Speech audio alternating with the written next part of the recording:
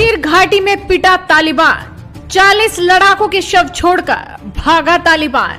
अफगानिस्तान में भले ही तालिबान ने कब्जा कर लिया हो, मगर एक इलाका ऐसा भी जो अभी तक उसकी पकड़ से दूर है, वो है अफगानिस्तान का पंजशीर प्रांत, जो अभी भी तालिबान की पहुंच से दूर है। और घाटी के शेर लगातार तालिबानी लड़ाकों को चुनौती दे रहे हैं। इधर नई हुकूमत की आहट है, तो उधर पंजशीर प्रांत में कुछ दिनों से तालिबान और रेजिस्टेंस फोर्स नॉर्दर्न अलायंस के बीच जंग लगातार चल रही है। जब भी तालिबान पंजशीर की घाटी में दाखिल होने की कोशिश करता है, तभी सालेह और अहमद मसूद की अगुवाई में रेजिस्टेंस फोर्स यानी नॉर्दर्न अलायंस मुंह तोड़ जवाब देती है।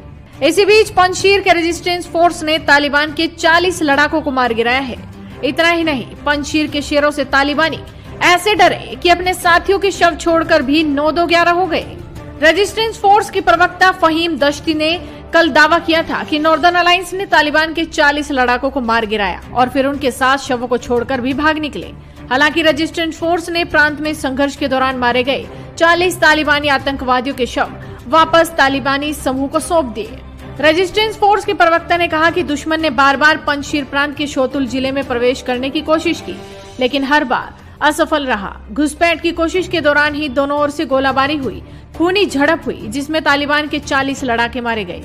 प्रवक्ता के अनुसार मध्यस्थता की वजह से मारे गए लोगों के शव तालिबान को सौंपे गए हैं। लेकिन पंजशीर में लड़ाई से इतर तालिबान के सामने एक चुनौती ये भी है कि उसके लड़ाकों का काबुल में इलाज नहीं हो पा रहा, क्योंकि काबुल के कई अस्पतालों में अभी स्टाफ काम पर नहीं लौटा।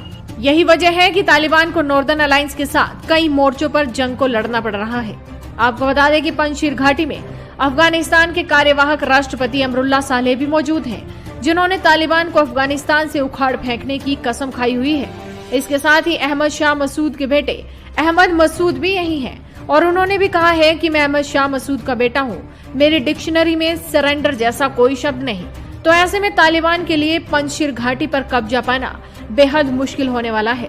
और जिस तरह से तालिबान को मुंह की खानी पड़ रही है, उसे देखकर तो यही लगता है कि तालिबान ना तो 20 साल पहले पंजशीर घाटी पर कब्जा कर पाया था और ना ही अब कर पाएगा। फिलहाल देखना होगा कि ये जंग आखिर कब खत्म होगी।